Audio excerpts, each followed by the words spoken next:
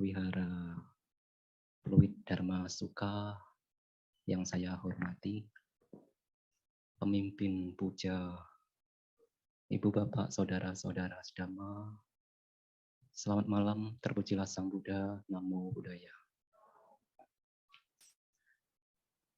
Pada malam hari ini,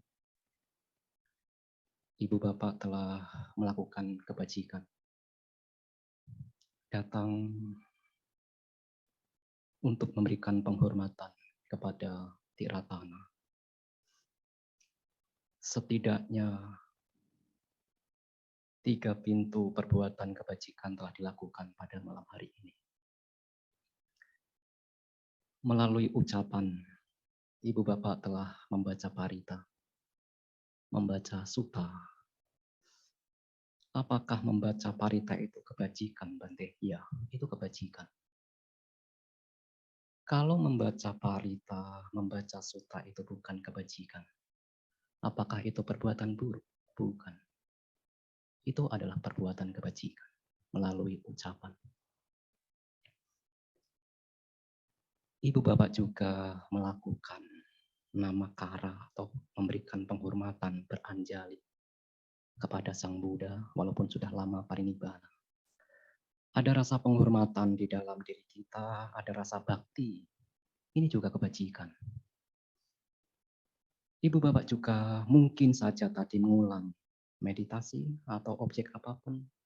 Semoga semua makhluk berbahagia. Mengharapkan makhluk lain berbahagia. Itu kebajikan melalui pikiran. Artinya pada malam hari ini, ibu bapak telah melakukan kebajikan melalui pikiran, meta bawana, atau objek yang lain. Melalui ucapan, ibu bapak juga telah mengulang, ada parita, ada sutta. Ajaran itu telah diajarkan oleh manusia yang sempurna. Kalau kita membacanya dengan penuh perasaan, rasa bakti, ada rasa kedamaian. Karena memang ajaran itu disampaikan oleh yang sempurna. Kalau ajaran itu disampaikan oleh yang sempurna, maka ajaran pun menjadi sempurna. Dan pada akhirnya, karena kita menghormati ajaran yang telah disampaikan oleh manusia yang sempurna, kita memberikan penghormatan beranjali.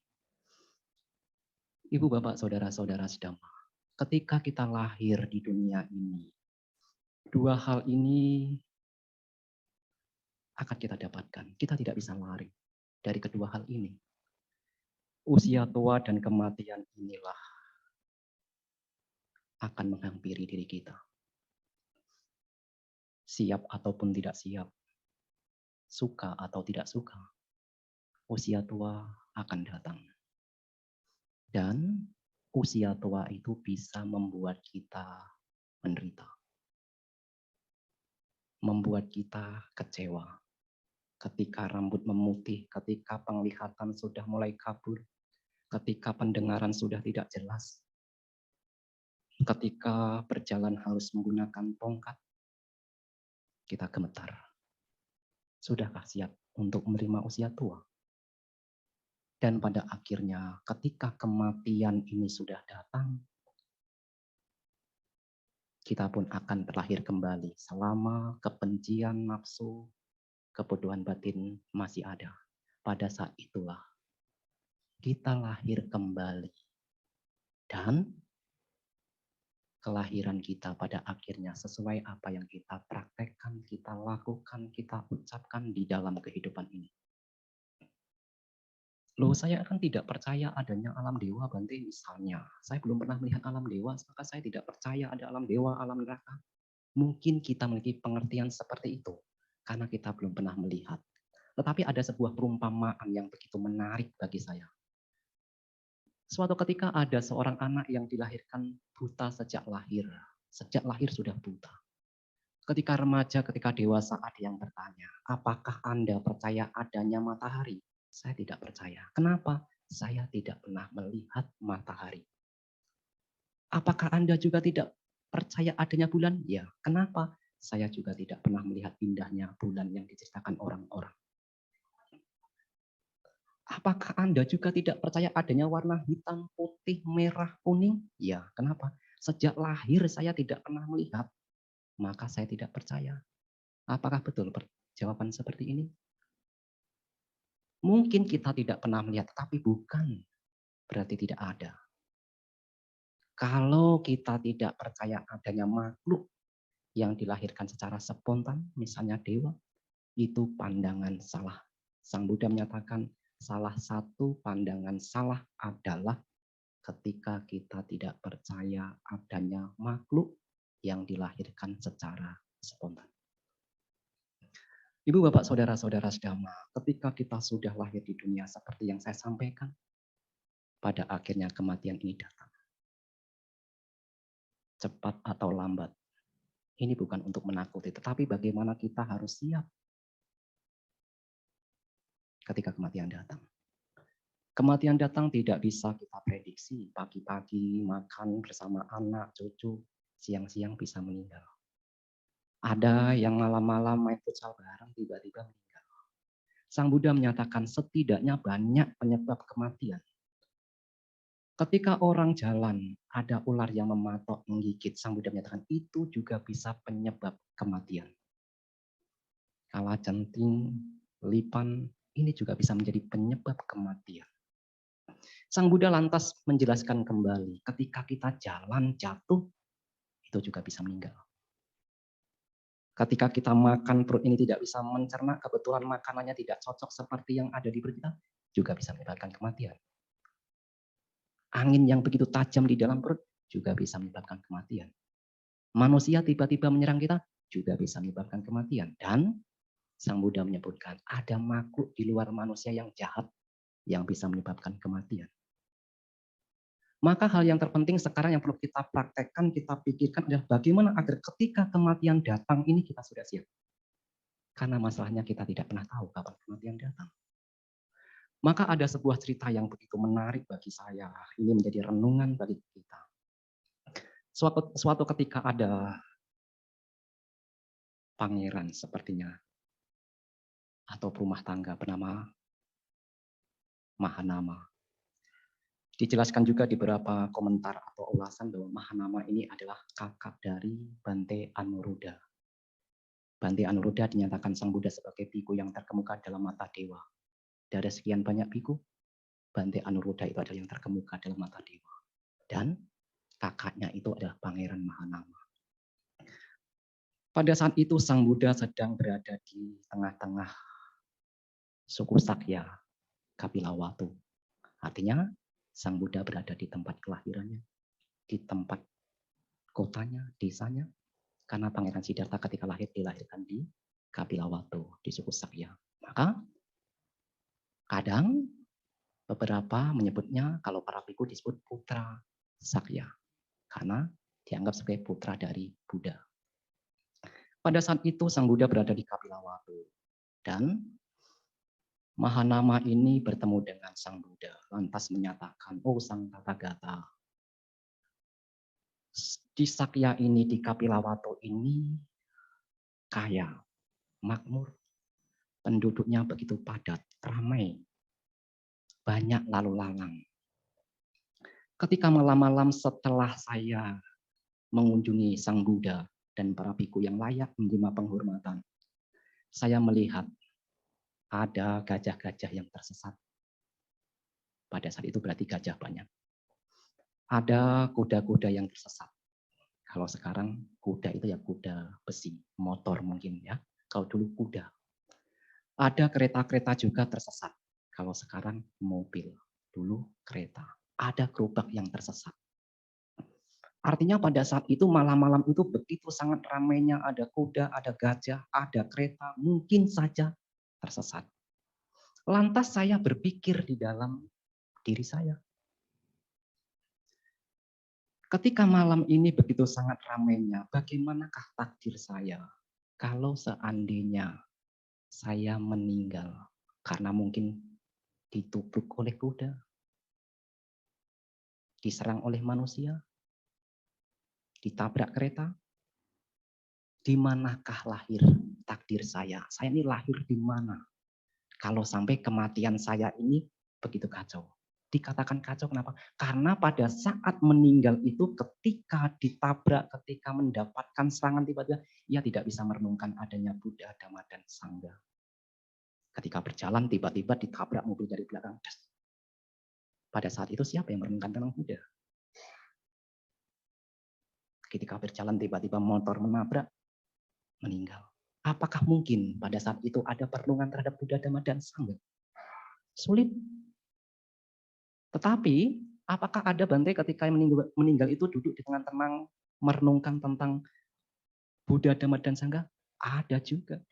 Bukankah kita sudah dijelaskan ketika Sang Buddha Parinibbana itu sudah berbaring dengan merenungkan hingga masuk pencapaian jana. Artinya ada manusia, orang-orang ketika meninggal itu mampu merenungkan tentang Buddha, Dhamma, dan Sangha. Tetapi lantas ini kan pertanyaannya Mahanama ini bagaimana kalau seandainya ketika saya meninggal ini dalam keadaan kacau? Karena mungkin saya ditabrak dari belakang kuda, gajah, kereta. Di manakah takdir saya selanjutnya Sang Bhagawa? Pertanyaan dari Mahanama. Apa jawaban Sang Buddha? Oh Mahanama, kamu tidak perlu takut. Kematianmu bukan kematian yang buruk. Menarik sekali, ya. Walaupun mungkin Mahanama ini meninggal dalam keadaan tidak merenungkan kebajikan, tiba-tiba meninggal, tetapi Sang Buddha memuji Mahanama. Kematianmu bukan kematian yang buruk. Kematianmu akan menuju ke luhuran, bukan ke bawah. Patut diduga. Setidaknya Mahanama ini sudah mencapai Sotapanna. Setidaknya. Mungkin sudah anagami, sakadagami. Kenapa? Karena Sang Buddha hanya menyatakan, hanya mereka yang sudah mencapai Sotapanna. Sudah bebas dari 4 alam menderita. Sotapanna. Sudah bebas. Dalam bentuk apapun kematiannya akan naik. Bukan ke bawah. Kita lihat cerita dari Raja Bimbisara. Bagaimana kematiannya begitu sangat menyedihkan. Disiksa anaknya, Pangeran Ajata I. Di kakinya disilet, dikasih garam, biar tidak bisa berjalan. Bukankah itu suatu kematian yang begitu sangat menyakitkan? Tetapi Raja Bimbisara itu sudah mencapai Sotapanna. Kematiannya tidak menuju ke alam rendah, walaupun begitu sangat menyakitkan. Bagaimana dengan Bante Moggallana? Sebelum meninggal, Bante Moggallana begitu sangat mendapatkan perlakuan yang menurut kita ini tidak pantas sebagai seorang arahanta. Dikebukin hingga tulang-tulangnya ini patah. Hingga dibuang. Seolah-olah, oh ini sudah meninggal. Dibuang, ditinggalkan. Ternyata Bante Moggallana belum meninggal. Tetapi sebelum meninggal, begitu sangat tidak mendapatkan perlakuan yang begitu baik. Ia dikebukin. Itu seorang arahanta. Tetapi karena sudah kebencian, nafsu ragawi, dosa, kebodohan, delusi ini sudah padam, ia tidak akan lahir kembali, walaupun ketika saat akan mengalami kematian begitu sangat mendapatkan perlakuan yang kecil. Lantas mungkin kita pun bertanya, loh kenapa ya Bante Moggallana itu kan yang sudah sempurna. Ini tidak hanya disampaikan, mungkin bukan hanya pertanyaan kita, tetapi pertanyaan para biku di masa lalu juga. Bertanya kepada Sang Buddha, oh Bante Moggallana ini kan sudah sempurna, sudah arahanta, sudah suci. Tetapi kenapa sebelum meninggal kok mendapatkan perlakuan yang buruk?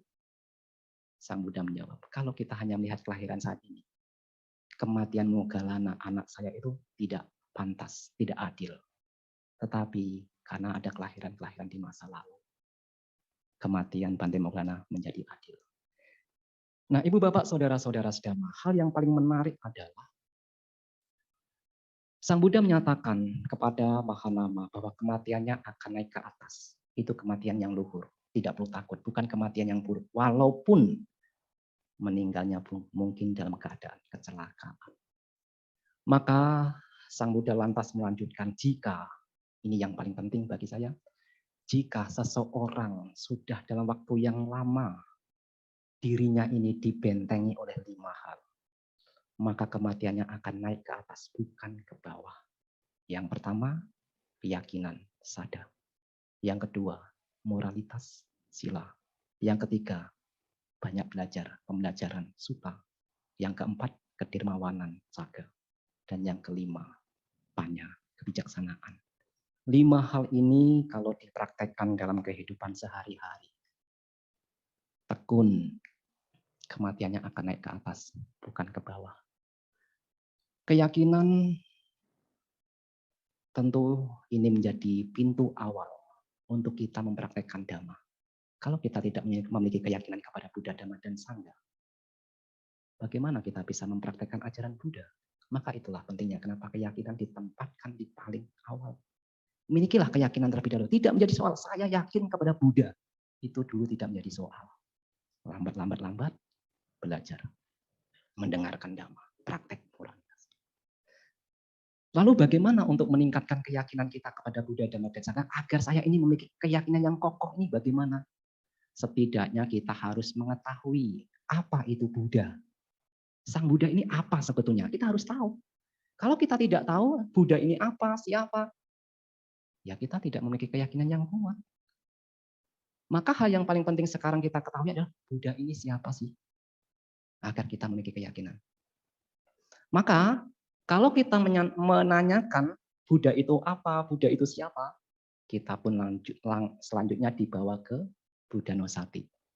Itulah kualitas dari Sang Buddha yang perlu kita pelajari, perlu kita renungkan. Oh, Sang Buddha ini kan memiliki kualitas luhur. Setidaknya ada 9. Walaupun sebetulnya masih banyak sekali. Tetapi yang paling sering kita bacakan Buddha Nusati.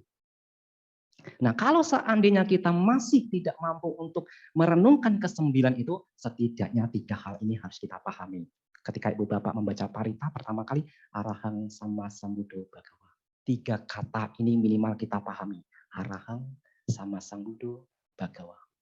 Agar kita memiliki keyakinan kepada Buddha. Arahang itu apa? Sama Sambuddho itu apa? Bhagawa itu apa?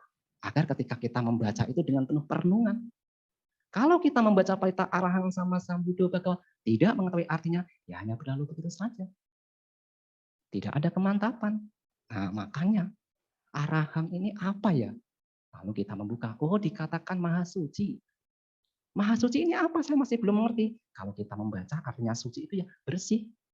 Loh bersih ini apa ya? Lalu kita mengejar terus, oh Sang Buddha ini kan sudah bersih. Bersih apa? Bersih dari kebencian, keserakahan, dan kebodohan batin. Artinya kalau ibu bapak sekarang ada yang memakai baju putih itu tanpa noda, bersih, suci. Seperti itulah batin Sang Buddha. Tanpa noda. Maka inilah disebut arahan, maha suci. Yang disebut suci, ya bersih. Yang disebut bersih, batinnya ini sudah bersih dari noda. Lalu mungkin kita bertanya, apakah ada Bante noda batin itu ada apa tidak ya? Ada. Seperti ketika mata ini kan ada kotoran kan? Ada kotoran mata, apa namanya? Ya, belelet ya, betul. Ada kotoran telinga, ada kotoran rambut, ketombe. Kalau ada kotoran mata, kotoran rambut, kotoran telinga, artinya ada kotoran batin. Apa itu pengotor batin? Kebencian, kemarahan, nafsu ragawi, kebodohan batin, dan banyak lagi. Dan Sang Buddha sudah bersih dari kotoran batin. Itulah arahang. Lalu sama Sang Buddha ini apa? Sama Sang Buddha ini kan dijelaskan mencapai pencerahan atas usaha sendiri. Artinya ini ketika Pangeran Siddhartha keluar dari istana dan setelah itu menjadi petapa, ketika mencapai pencerahan tidak ada wangsit. Oh, petapa Siddhartha, kamu saya kasih atau kamu saya jadikan menjadi Buddha. Tidak ada makhluk yang memberi itu. Kalau kita membaca kronologi hidup Buddha atau riwayat Buddha, bagaimana petapa Siddhartha ini begitu sangat keras dalam usaha untuk mencapai pencerahan. Ketika berguru dengan Alaraka Lama dan Udakara Pabuta, menyadari bahwa walaupun apa yang saya dapatkan ini begitu luhur, begitu tinggi pikiran, tetapi ini bukan, ini belum mencapai pencerahan. Akhirnya meninggalkan kedua guru itu dan berjuang seorang diri di hutan Urwela, ditemani oleh 5 petapa. Pada saat itu diceritakan di dalam Tipitaka, petapa Siddhartha menyiksa diri yang begitu berat, Uttaracarya. Dijelaskan bahwa suatu ketika petapa Siddhartha ini berpikir, bagaimana kalau seandainya saya tidak bernapas melalui hidung dan mulut. Diceritakan pada saat itu, angin atau udara ini keluar dari telinga. Begitu sangat sakitnya diceritakan. Walaupun betapa Siddhartha ini mendapatkan kesakitan yang luar biasa karena praktek tidak bernapas melalui hidung dan mulut. Lantas tidak sampai di situ. Bagaimana kalau seandainya saya melanjutkan praktek tidak bernapas melalui hidung, tidak bernapas melalui mulut, tidak bernapas melalui telinga. Angin itu diceritakan muncul ke atas. Kepala ini seperti diikat dua orang, ditarik orang yang kuat. Kepalanya sakit luar biasa.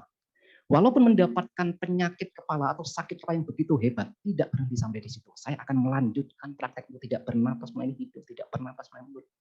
Pada saat itu udara atau perut ini keluar dari perut. Seolah-olah ini sakitnya itu seperti kalau orang ini begitu sangat ahlinya memotong daging dengan pisau yang sangat tajam. Begitu sangat sakitnya. Ini diceritakan oleh Sang Buddha.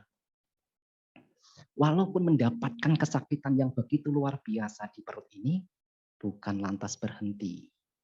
Betapa Siddhartha melanjutkan praktek yang begitu sulit itu. Hingga seolah-olah badannya yang terbakar. Panas di seluruh tubuhnya. Walaupun sudah mendapatkan kesakitan yang begitu hebat, betapa Siddhartha tetap melanjutkan praktek penyiksaan diri yang sulit dilakukan. Betapa Siddhartha berpikir, bagaimana kalau seandainya saya tidak makan sama sekali. Lantas ketika dewa mengetahui bahwa betapa Siddhartha ini akan praktek untuk tidak makan, dewa datang berbicara. Oh betapa Gotama, jangan lakukan itu. Kalau betapa Gotama akan praktek tidak makan sama sekali, kami para dewa akan menyuntikkan makanan surgawi ke pori-pori. Lantas betapa Siddhartha berpikir, kalau saya mengatakan tidak makan sama sekali, tetapi para dewa memasukkan makanan ke dalam tubuh saya, artinya saya berbohong.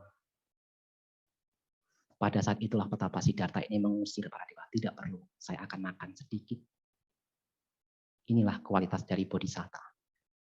Ia rela tidak makan makanan enak, makanan surgawi, demi melanjutkan kehidupannya. Tetapi mungkin dari kita harus berbohong untuk mengisi kehidupan kita, untuk melanjutkan kehidupan kita, untuk mengisi perut kita. Mungkin kita berbohong, tetapi Bodhisatta tidak bisa. Kalau mengatakan saya tidak berbohong, saya harus jujur, maka ia harus makan sedikit agar ia jujur. Ketika praktek penyiksaan diri hanya makan sedikit itulah diceritakan tubuhnya begitu amat sangat kurus. Kalau jari ini menyentuh kulit perutnya, ini bisa tembus di belakang. Tulang punggung. Kalau dari belakang ini disentuh, juga bisa tembus ke depan. Ada beberapa patung yang menggambarkan betapa sangat kurusnya, betapa Siddhartha. Salah satunya adalah di Wihara Mendut. Mungkin suatu ketika nanti ibu bapak datang ke Wihara Mendut, kebetulan mungkin ke Borobudur, mampir di mana ya? Ada betapa Siddhartha ketika menyiksa diri. Saya mau lihat seperti apa nanti datang. Ada. Nah ibu bapak saudara-saudara sedang, begitulah penyiksaan diri dari guru agung kita Sang Buddha. Hingga suatu ketika menyatakan apa yang saya praktekkan ini begitu amat sangat sulit dan sudah yang tertinggi. Kalau seandainya ada petapa atau brahmana yang mempraktekkan penyiksaan diri lebih daripada apa yang saya praktekkan, ia bisa meninggal dan tidak mungkin. Masa depan, masa yang lalu dan masa sekarang, apakah petapa atau brahmana, tidak ada yang lebih tinggi daripada apa yang dipraktekkan oleh saya. Artinya, betapa Siddhartha mempraktekkan yang paling tinggi pada saat itu. Itulah guru agung kita, Sang Buddha. Demi apa? Demi kasih sayang kepada semua makhluk untuk terbebas dari penderitaan. Menyiksa diri. Hingga akhirnya mengubah cara praktek duduk di bawah pohon Bodhi. Di pagi hari ketika sore menjelang matahari terbenam. Duduk bermeditasi. Ada 3 pengetahuan wijak, nyana yang diperoleh. Jam 6 sampai jam 10 diceritakan betapa Siddhartha memperoleh Ubeni Wasanusati Nyana. mampu mengingat kelahiran-kelahiran yang lampau. Oh, saya dulu lahir seperti ini, meninggal di sini. Ketika itu saya berlanjut, saya di keluarga A, makanan saya seperti itu, penyakit saya seperti itu. Setelah itu meninggal, lahir lagi di keluarga si C, lahir di sana, ayah saya itu, ibu saya itu. Itu didapat Petapa Siddhartha pada jaga pertama. Jam 6 sore, jam 10 malam diceritakan. Melanjutkan kembali jam 10 sampai jam 2 pagi. Petapa Siddhartha mampu melihat makhluk hidup ini lahir karena karma masing-masing. Maka guru agung kita ini bisa membaca kenapa orang ini lahir di Pluit, kenapa lahir di Sunter, kenapa umurnya panjang, kenapa sakit-sakitan, kenapa dari kecil sampai dewasa, bahkan masak nasi saja tidak pernah karena lahir di keluarga yang begitu amat kaya raya. Tetapi di sisi lain, ada anak yang bahkan umur 10 tahun sudah menjadi tulang punggung. Ada yang tidur beralaskan koran, atapnya langit. Oh, ini karena karma sendiri. Itu melalui pengetahuan, nyana. Bukan gosip. Dibaca nyana. Ini didapat Petapa Siddhartha pada jaga kedua. Jam 10 sampai jam 2 pagi. Dan pada akhirnya jam 2 sampai jam 6 inilah Sang Buddha mengetahui Kina Jati, kelahiran sudah terpotong. Artinya tidak akan ada kelahiran kembali. Mencapai sama Sang Buddha. Karena usaha sendiri sama Sang Buddha. Arahang sama Sang Buddha perlu kita pahami. Oh, guru agung kita itu menjadi pencerahan itu karena usaha sendiri. Tidak ada yang memberitahu, tidak ada gurunya. Kalau Bante Sariputta mencapai pencerahan, ada gurunya. Siapa yang pertama kali yang membuat Bante Sariputta mencapai Sotapanna? Bante Asaji. Ya, itu yang mengajarkan Bante Sariputta sehingga mampu mencapai Sotapanna. Siapa yang mengajarkan Dhamma kepada Bante Moggallana sehingga mampu mencapai Sotapanna? Siapa? Yaitu Sariputta. Ketika mendengarkan Dhamma dari temannya, Bante Sariputta, maka sebelum itu belum menjadi biku, maka menjadi Sotapanna. Tetapi Sang Buddha mencapai pencerahan dengan usaha sendiri, tanpa guru. Inilah disebut sama Sang Buddha. Dan Bhagawa.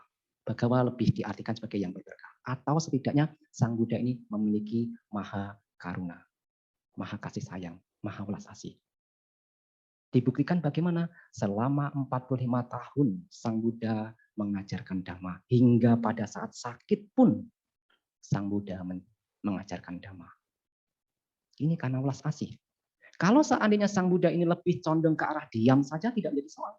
Saya tidak mau mengajarkan Dhamma, saya lebih baik menikmati kebahagiaan. Kenapa? Karena sudah mencapai pencerahan, tidak akan lahir kembali.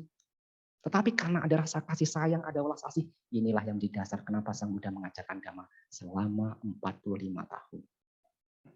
Kalau Sang Buddha saja yang sudah mencapai pencerahan, sudah tidak akan lahir kembali, masih berjuang sekuat tenaga untuk melakukan kebajikan, mengajarkan Dhamma.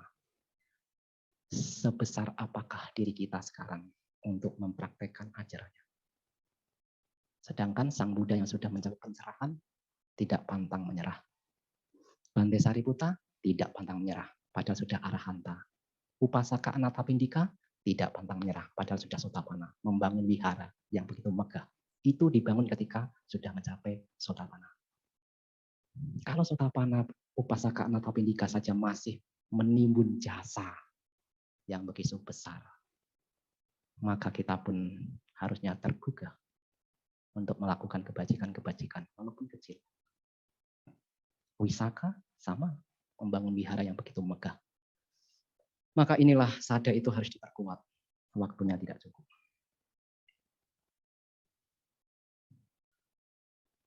Saya persingkat. Arahang sama Sang Buddha dan Bhagawa ini mesti kita ketahui. Setidaknya kalau mau lebih bagus lagi, 9 kualitas luhur dari Sang Buddha patut untuk kita renungkan agar memperkuat keyakinan kita. Ketika kita sudah berkeyakinan kepada Sang Buddha, artinya kesempatan Ibu Bapak untuk terbebas dari alam rendah terbuka. Kalau memiliki keyakinan kepada Buddha, Dhamma, dan Sangha, kesempatan untuk terbebas dari 4 alam penderitaan terbuka. Kenapa? Karena Sang Buddha lah yang mengajarkan bagaimana untuk terbebas dari alam menderita. Maka selanjutnya yang perlu kita tanamkan di dalam diri kita adalah praktek. mempraktekkan moralitas. Setidaknya 5 sila. Tidak membunuh, tidak mencuri, tidak asusila, berbohong, dan minuman keras. Maka biasanya para bante, kalau ibu bapak ini meminta tuturan sila, para biku akan mengucapkan silenak sugating yanti. Dengan mempraktekkan sila, akan teraih di alam bahagia, alam manusia, alam dewa. Sang Buddha juga menyatakan, mereka yang memiliki moralitas yang baik, ada 2 kemungkinan, alam manusia atau alam dewa. Kalau ibu bapak ingin memiliki kehidupan yang lebih baik di kehidupan datang, praktekkan moralitas. Selain memiliki keyakinan, praktekkan moralitas. Yang ketiga adalah suta, belajar. Sering mendengar dhamma, sering belajar, membaca. Itu cara untuk kita mengetahui dhamma, belajar. Kalau ada yang berdhamma di sana ini, kita ini antusias mendengarkan apa yang diceramahkan. Harus ada keyakinan. Karena Sang Buddha menyatakan, orang-orang bijaksana akan menemui mereka yang berkeyakinan terlebih dahulu. Kalau sekarang kita sudah berkeyakinan kepada Buddha, Dhamma, dan Sangha, misalnya di kehidupan ini kita belum mencapai keamanan tertinggi, suatu ketika kita lahir kembali, dan mungkin saja keyakinan kita di kehidupan sekarang bisa terbawa. Ini kan soal kebiasaan. Sang Buddha itu kan untuk mencapai petapa Siddhartha, untuk mencapai sama Sang Buddha itu kan dibutuhkan waktu yang tidak sedikit. 4 asangkaya kapa dan 100.000 kapa dijelaskan. Ketika masih menjadi seorang petapa Sumedha, bertemu dengan Buddha di Pangkara, menyatakan, saya ingin menjadi sama Sang Buddha. Pikirannya arahnya sudah condong menjadi sama Sang Buddha. Apakah setelah meninggal lalu lahir kembali menjadi sama Sang Buddha? Tidak. Dibutuhkan waktu yang tak terhingga. 4 asangkaya kapa dan 100.000 kapa. Ini soal kebiasaan. Karena memang dari awal petapa Sumedha sudah berpikir saya akan menjadi sama Sang Buddha. Saya bertekad menjadi sama Sang Buddha. Tekad itu dibawa di kelahiran yang akan datang. Kalau sekarang saya bertekad. Semoga berada di dalam Buddha Dhamma terus. Ya, tidak menjadi soal. Dibawa terus di kehidupan yang akan datang. Kalau di kehidupan ini kita belum mampu mencapai titik aman. Tapi kalau mempraktekkan 5 hal ini dengan benar dikatakan, ya kita sudah aman. Sada, sila, suta, pembelajaran, dan yang keempat adalah caga, kedermawanan. Ya, artinya suka berbagi, tidak pelit, tidak pikir, apa yang diperoleh ya didapat, apa yang didapat yang diperoleh berbagi. Tidak harus kepada para biku, tidak harus kepada wihara, kepada anak sekalipun itu juga sudah termasuk berbagi. Pagi-pagi ibu bapak anaknya sekolah dikasih 5.000 atau 10.000. Kalau dulu ketika saya kan 500, 1.000. Kalau sekarang mungkin tidak ada. Mungkin 10.000 misalnya. Apakah kalau saya memberikan uang 10.000 kepada anak saya itu termasuk berdana, Bante? Itu berdana. Itu berbagi, itu berdana juga. Ya, saya berdana kepada anak saya, semoga nanti kamu bisa digunakan untuk makan misalnya. Apakah kalau saya memberikan uang kepada istri itu juga berdana? Makanya jangan pelit juga. Berdana, pikirannya diarahkan untuk kebajikan. Kalau saya tidak memberikan uang kepada istri tidak masak. Kalau tidak masak, kelaparan. Kalau kelaparan, sakit. Itu dari uang. Yang 10.000 itu diberikan kepada istri. Silakan belanja sayur. Ketika belanja sayur bisa makan. Ketika makan bisa sehat. Memberikan keuntungan bagi keluarga. Apa kalau istri ini memasak nasi itu juga kebajikan? Berarti itu kebajikan. Maka lakukanlah itu karena kesenangan hati. Saya memasak nasi ini karena kebajikan. Kalau saya tidak masak nasi, anak akan kelaparan. Kalau anak kelaparan akan sakit. Kalau sakit bisa masuk rumah sakit. Kalau masuk rumah sakit semakin banyak pengeluarannya. Apakah kalau saya mengepel lantai itu berbuat kebajikan? Berarti itu kebajikan. Oh, saya mengepel ini nanti kalau ayah ibu saya pulang nanti senang. Lantainya bersih, duduk dengan senang. Kita memberikan kesenangan bagi pihak lain. Walaupun itu ibu dan ayah sekalipun. Itu kebajikan. Apalagi mungkin tamu datang rumahnya bersih. Siapa ini yang membersihkan? Anak-anak. Itu kebajikan. Jangan berpikir itu bukan kebajikan. Itu kebajikan. Karena kita memberikan kedamaian bagi orang lain. Memberikan kebahagiaan. Maka segala sesuatu kalau kita lakukan dengan kebajikan, itu pada akhirnya akan memberikan kebahagiaan. Suami bekerja, saya bekerja ini karena tanggung jawab. Saya memberikan kebahagiaan pada istri, saya memberikan kebahagiaan pada anak-anak saya. Saya harus semangat. Itu kebajikan. Istri begitu juga di rumah. Ketika memasak ini juga kebajikan. Saya akan memasak untuk anak, saya akan memasak untuk suami saya. Kalau saya memasak untuk anak-anak, anak-anak akan sehat. Siapapun yang memberikan kesehatan, kesehatan itu akan kembali lagi kepada diri kita. Si pemberi. Maka kan ada beberapa makna ketika berdana makan itu kan sebetulnya kan ada manfaatnya, ada 5. Salah satunya adalah memberikan umur panjang, kesehatan. Kenapa? Karena salah satu untuk mendapatkan kesehatan itu karena kalau tidak lapar. Kalau lapar, sakit. Kalau kita berdana kepada orang yang lapar, artinya kita memberikan kesembuhan bagi dia. Karena dia akan sembuh dari lapar. Kalau ia sembuh dari lapar, ia bahagia. Kita mendapatkan kebahagiaan karena kita memberikan kebahagiaan. Nah, ini banyak, panjang sekali. Yang kelima adalah panya, kebijaksanaan. Ini yang terakhir. Setidaknya kita memahami bahwa segala sesuatu yang terbentuk akan mengalami perubahan. Anicca. Inilah pada akhirnya kita harus bijaksana. Apapun yang terbentuk, tubuh kita misalnya yang paling mudah untuk kita renungkan adalah tubuh ini. Kita merenungkan tubuh ini pada akhirnya mengalami perubahan. Apa yang mengalami perubahan itulah yang disebut duka. Apa yang disebut duka, anicca, itulah yang disebut anatta. Bukan aku, bukan milikku, dan bukan diriku. Kalau tubuh ini milikku, kita bisa meminta tubuh jangan sakit. Ini kalau ini milikku. Tetapi tubuh ini kan bukan milikku. Ketika sakit, ayo jangan sakit, kamu kan tubuhku. Bisa tidak? Tidak bisa. Itulah kenapa disebut anatta, tubuh ini bukan milikku. Kalau tubuh ini bukan milikku, lantas untuk apa kita lekati terlalu dalam? Kalau seandainya ada yang mengiris, oh kamu telah menyakiti tubuhku. Kalau kita menganggap bahwa tubuh ini adalah milikku, padahal tidak, itulah yang disebut kebodohan batin. Kenapa? Karena ini sudah bukan milikku, kenapa kita selalu mengatakan ini tubuhku, ini tubuhku. Walaupun ini hanya sekedar pengetahuan mungkin, tetapi kan penting juga untuk menembusnya. Diawali dari teori dulu, diawali dari pariyati dulu, belajar dulu. Oh, tubuh ini bukan milikku. Kalau ini bukan milikku, lantas saya mengatakan ini milikku, berarti saya bodoh. Maka itulah kenapa kita ingin menjadi orang yang bijaksana. Kalau kita sudah mengetahui bahwa, oh tubuh ini bukan milikku, setidaknya ini kebijaksanaan karena pengetahuan. Tidak menjadi soal. Lama-lama belajar, praktek, usaha. Ya, kita belajar bersama, praktek bersama. Semoga bisa menembus. Nah, inilah Ibu Bapak yang bisa saya sampaikan. Pada akhirnya bahwa kehidupan kita akan berakhir dengan kematian. Maka kita setidaknya membawa, menabung apa yang perlu kita bawa nanti ketika kematian. Sang Buddha menyatakan jasa kebajikan inilah yang akan menjadi penyokong kehidupan kita di masa yang akan datang. Kekayaan yang kita miliki itu tidak akan kita bisa bawa. Uang 10.000 tidak bisa kita bawa. Tetapi uang 10.000 bisa kita bawa. Caranya belikan nasi, kasih kepada orang lain. Jasa kebajikannya akan kita bawa ketika kita meninggal. Ibu bapak memiliki motor di rumah, datang ke wihara, mengajak temannya. Motor itu bukan kekayaan sejati, tetapi bisa dijadikan kekayaan sejati. Dibantu temannya. Ayo ke wihara, ikut sama saya, ban sama saya. Memberikan tumpangan. Ibu bapak telah melakukan kebajikan melalui motor. Kebajikannya bisa dibawa ketika meninggal. Ini yang bisa saya sampaikan.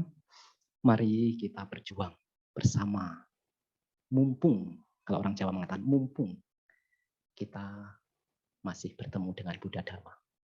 Siapa yang bisa menjamin kehidupan yang akan datang? Kita bisa praktek Dhamma. Tetapi selama keyakinan kita kokohkan, kita juga praktek moralitas, kita juga sering mendengarkan Dhamma, belajar Dhamma, kita juga dermawan, kita juga merenungkan bahwa segala sesuatunya ini tidak kekal, akan mengalami perubahan. Kalau seandainya kita belum mendapatkan titik aman, mudah-mudahan 5 ini mengikuti batin. Sehingga seperti apa yang dipraktekkan oleh Bodhisatta. Selalu berkembang dalam kelahiran selanjutnya, sehingga mencapai pencerahan. Semoga kita maju di dalam Dhamma, semoga semua makhluk berbahagia. Bante, arti dari Pancasila pertama adalah aku bertekad melatih diri menghindari pembunuhan makhluk hidup. Apakah memakan daging termasuk otak dari pembunuhan makhluk tersebut? Walaupun kita membeli daging tersebut di pasar. Jika begitu, apakah berarti memakan daging melanggar sila pertama Pancasila Buddhis? Terima kasih. Ya, apakah makan daging itu adalah pelanggaran sila pertama? Ada beberapa syarat kenapa perilaku itu dikatakan sebagai pelanggaran moralitas. Pelanggaran moralitas tidak bisa dilakukan hanya melalui pikiran. Ini yang pertama. Misalnya, ibu bapak kebetulan di sampingnya ada orang yang membawa HP ketinggalan di kursi. Ibu bapak berpikir, nanti saya ambil HP itu. Saya ambil HP itu. Kalau itu hanya ada di dalam pikiran, itu belum pelanggaran moralitas. Itu belum melanggar sila. Tetapi itu sudah pikiran buruk. Tetapi bukan moralitas. Artinya belum mencuri. Tapi kalau ibu bapak sudah berpikir saya akan mengambil HP itu dan ketika itu sudah bergeser, diambil, walaupun tidak diambil sudah bergeser, itu sudah termasuk pencurian. Maka sebetulnya pelanggaran moralitas ini adalah biasanya melalui ucapan. Ada yang melalui ucapan, berbohong. Tapi kadang ada juga yang melalui tindakan, membunuh. Misalnya. Tetapi ada juga yang melalui ucapan dan tindakan. Tentu ini diawali dari pikiran. Ucapan dan tindakan. Misalnya sudah memukul sama atau sudah membunuh sambil berkata-kata yang kasar, kata-kata yang berbohong. Atau mengambil dengan cara berbohong. Oh, tadi saya tidak melihat HP kamu kok, tapi sudah diambil. Nah, itu sudah pelanggaran. Lalu apakah memakan daging itu sudah pelanggaran Pancasila Buddhis pertama? Ada 5 syarat kenapa sebuah tindakan itu dikatakan sebagai pelanggaran moralitas atau pelanggaran sila pertama. Yang pertama adalah ada makhluk hidup. Kita mengetahui bahwa itu makhluk hidup. Apakah manusia ataukah binatang? Kita tahu ini makhluk hidup. Ya, mengetahui bahwa itu makhluk hidup. Yang kedua adalah ada niat. Yang pertama adalah ada makhluk hidup, yang kedua adalah mengetahui bahwa itu makhluk hidup. Itu. Yang ketiga adalah ada niat. Saya ingin membunuh makhluk itu. Yang ketiga, itu ada usaha. Apakah dengan tongkat, apakah dengan pedang, apakah dengan senjata, apakah dengan tali, apakah dengan batu. Dan yang kelima adalah makhluk itu mati. Itu pelanggaran moralitas yang pertama. Maka ada suatu kisah di dalam, misalnya di dalam wilayah seorang biku misalnya. Pembunuhan manusia itu adalah parajika. Kalau seorang biku itu membunuh manusia. Maka, tetapi suatu ketika misalnya ada seorang yang biku ini membawa batu, tetapi kan tidak ada niat, tetapi batu itu menimpa seorang. Meninggal. Itu bukan pelanggaran. Selama tidak ada niat, tidak ada usaha, dia membawa. Tetapi itu sudah pelanggaran juga. Mungkin dukata atau telat saya lupa. Kalau begitu, makan daging itu masuk syarat tadi tidak? 5 tadi, ada makhluk hidup, mengetahui bahwa makhluk itu hidup, ada niat untuk membunuh, ada usaha, makhluk itu meninggal. Sekarang kalau membeli daging di pasar itu termasuk pembunuhan tidak? Makan daging itu pembunuhan tidak? Seperti itu ya. Nah, seperti itu. Jadi, syarat terjadinya pembunuhan itu ada 5. Syarat pencurian juga sama. Kalau suatu misal ada di sini ada air, orangnya ini sudah menyerah, sudah mengatakan siapapun boleh mengambil. Kalau ada orang mengambil itu pencurian tidak? Jadi ya kita tidak perlu ragu, kan ini sudah disiapkan walaupun tidak diberikan. Itu kalau air, ya, kalau air. Nah, maka misalnya seorang biku ada di dalam Gatikara Sutta misalnya. Dulu ketika guru kita ini, Sang Buddha ini masih menjadi Bodhisatta, itu pernah menjadi Jotipala, Bodhisatta Jotipala. Dan pada saat itu muncul Buddha Kassapa pada masa itu. Nah, suatu ketika yang sekarang itu menjadi Brahma itu dulunya itu adalah temannya dari Bodhisatta itu bernama Gatikara. Nanti Ibu Bapak bisa baca di Majjhima Nikaya sepertinya kalau saya tidak lupa. Nah, Bodhisatta ini suatu ketika terlahir menjadi Jotipala, seorang Brahmana, kasta tinggi. Ya, jadi kasta tinggi itu Brahmana ketika itu. Nah, pada saat itu muncul Buddha Kassapa. Nah, temannya yang bernama Gatikara ini adalah tukang tembikar, membuat tembikar, dijual ditukar karena diceritakan bahwa Gatikara ini sudah mencapai anagami pada masa itu. Temannya dari Bodhisatta ini kan mendengarkan atau praktek dhamma kepada Buddha Kassapa diceritakan bahwa mencapai anagami. Nah, pada saat itu Gatikara ini memiliki ibu. Ibunya ini buta. Kenapa ditanya oleh Bodhisatta, kenapa Anda ini tidak menjadi biku? Karena Anda ini begitu yakin terhadap Buddha. Oh, saya masih punya tanggungan, ibu saya buta. Maka saya siapa nanti yang mengurusi?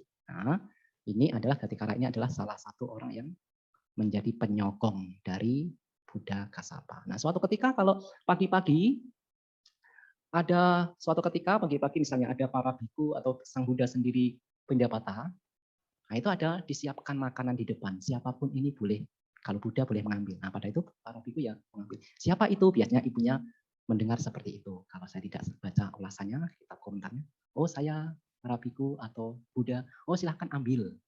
Tidak diserahkan secara langsung. Kenapa sekarang para biku itu harus diserahkan secara langsung? Di dalam wilayah itu ada cerita. Nah, suatu ketika ini ada biku ini biasa tinggalnya di kuburan. Nah, di masa itu kan Sang Buddha menyarankan kepada mereka, oh para biku, datanglah ke hutan, datanglah ke bawah pohon, datanglah ke kuburan, datanglah ke gubuk-gubuk kosong, bermeditasi.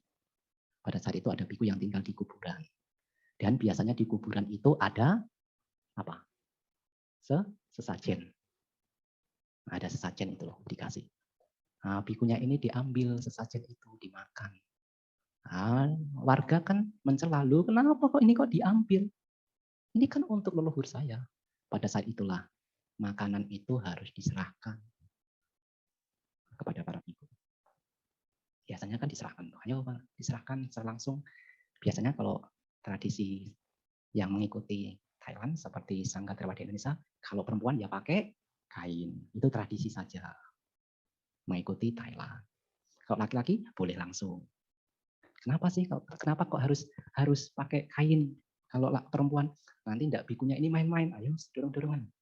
Kalau menyerahkan piring misalnya, nanti sama yang menyerahkan wanita ini bisa juga nanti.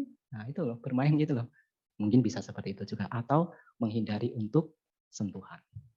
Karena kalau seorang biku ini menyentuh dengan nafsu, pelanggaran berat. Walaupun bukan parajika, tapi berat. Nah, itu ya. Jadi ya 5 syarat ya. Kenapa pembunuhan itu terjadi? Ada makhluk hidup, tahu bahwa makhluk itu hidup, ada niat untuk membunuh, ada usaha, hasil meninggal. Semuanya tergantung dari niat dan usaha. Sebesar apa karma yang kita dapatkan tergantung dari niat dan usaha. Semakin besar yang kita bunuh, sebetulnya semakin besar perbuatan buruknya. Kecoa sama tikus tergantung usahanya. Seberapa kuat kebencian kita untuk membunuh kecoa itu. Seberapa besar niat kita dan usaha kita untuk membunuh tikus itu. Jadi tidak bisa dibandingkan. Kalau membunuh tikus nanti karmanya lebih berat. Kalau membunuh kecoa mungkin besar karmanya, perbuatan buruknya, karma buruknya sulit untuk menjelaskan seperti itu. Karena di situ terlintas ada niat dan ada usaha. Inilah yang membedakan niat dan usaha. Nah, seperti itu. Terima kasih Bante. Apakah ada lagi yang ingin bertanya? Silakan Pak.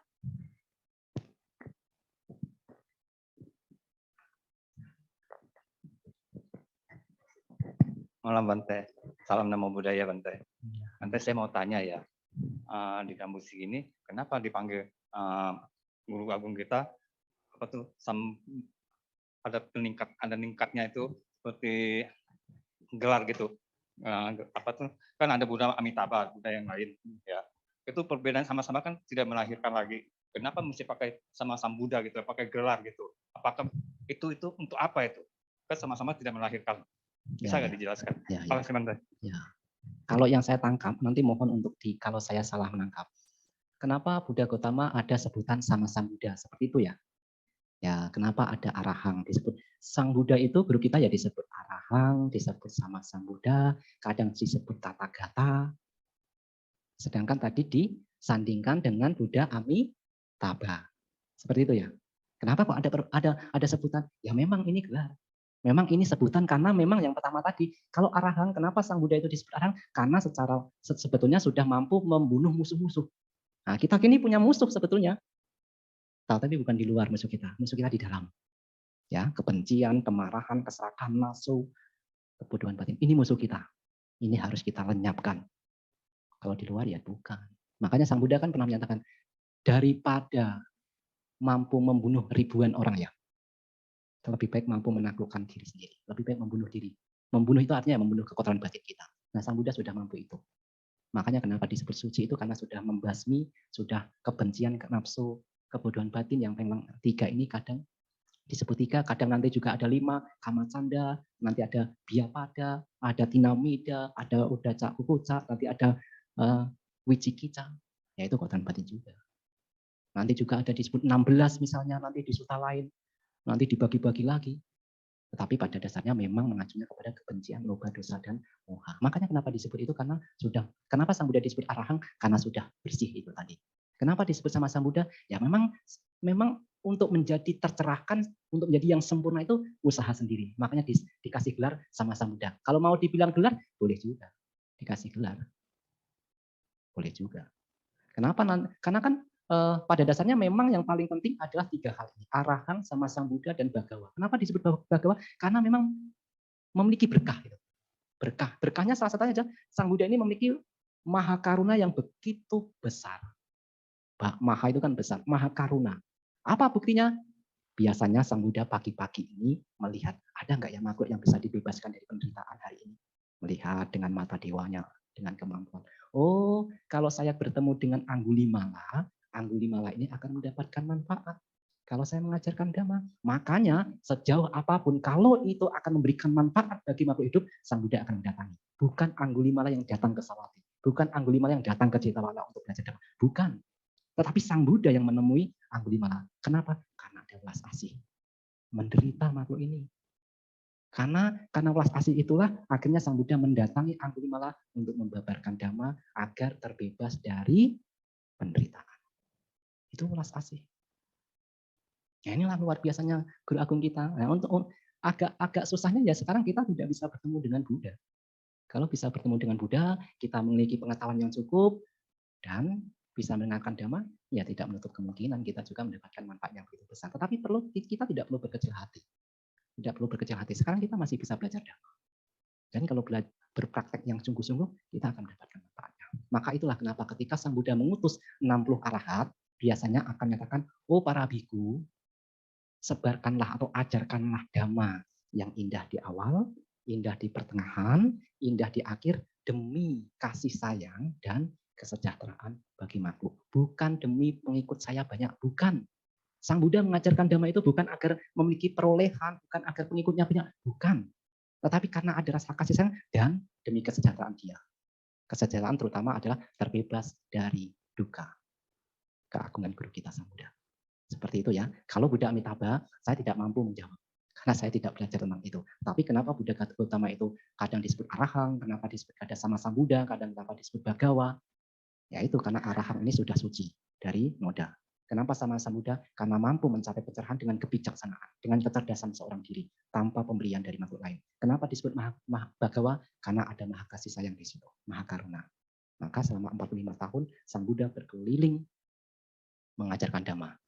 Maka kalau dijumlah, menurut ulasan, kitab ulasan, apa yang disampaikan Sang Buddha, diajarkan Sang Buddha dengan para siswanya, dhamma yang diajarkan itu ada 84.000 kelompok dhamma. Maka kadang umat Buddha juga bingung, kitab suci agama Buddha yang mana ya?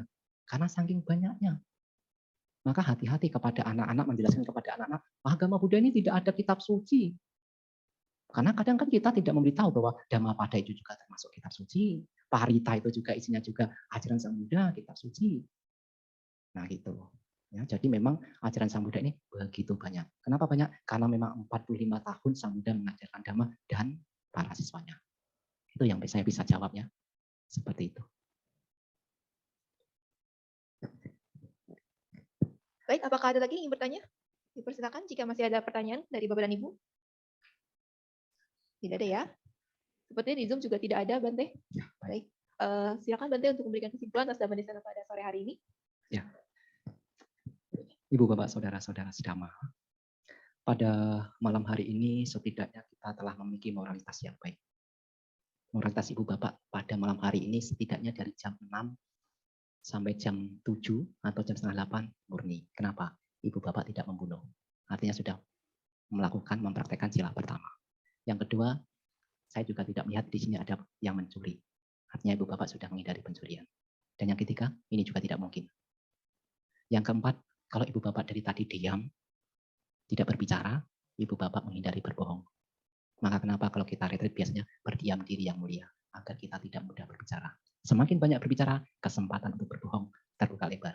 Sedikit berbicara, sedikit bohong. Tidak berbicara, tidak bohong. Pilih mana?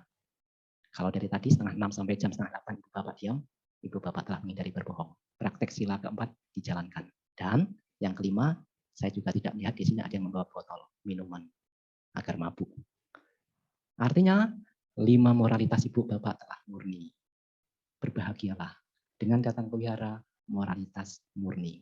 Maka nanti kalau ditanya yang lain, ditanya umat, apa sih manfaat datang ke wihara? Kan bisa juga belajar di rumah. Setidaknya kalau di sini kesempatan untuk mempraktekkan moralitas terbuka lebar. Kalau di rumah bisa, tetapi anak-anak, Pak, ayo kita jalan. Anda usah, saya nggak punya uang. Padahal ada uang, berbohong. Nanti kalau ada teng, bakso lewat, makan, tidak jadi mendengarkan. Itulah kesempatan. Kalau ditanya umat, ditanya yang lain, apa sih manfaat datang ke wihara? Coba beri saya, biar saya datang ke wihara. Setidaknya ketika saya datang wihara, saya mempraktekkan 5 sila. Kalau sila saya murni, kesempatan untuk tidak menyesal terbuka lebar. Karena salah satu hal terdekat dari pelanggaran sila, penyesalan. Tidak lebih daripada itu. Sang Buddha menyebutkan, Sang Bante Ananda pernah bertanya, apakah sebab terdekat dari pelanggaran moralitas? Penyesalan. Kalau kita tidak ingin menyesal, jangan melanggar sila. Aman, kita damai. Kalau sudah menyesal, ya sudah kita duduk. Ya, tadi kok saya berbohong ya. Menyesal lagi. Sulit konsentrasinya. Nah, ini yang bisa saya sampaikan. Semangat untuk umat Buddha di Wihara Pluit Dhammasuka. Berbahagia, masih bisa bertemu dengan Buddha Dhamma. Semangat praktek. Sadar diperkuat. Moralitas dijaga. Banyak belajar, mendengar, sedikit berbagi, mengurangi kepikiran, dan renungkanlah pada dasarnya kehidupan ini adalah perubahan. 5 hal ini bisa membuat kita damai hingga akhirnya bisa membebaskan diri kita dari 4 alam penderitaan. Terima kasih, semoga kita maju di dalam Dhamma, semoga semua makhluk berbahagia.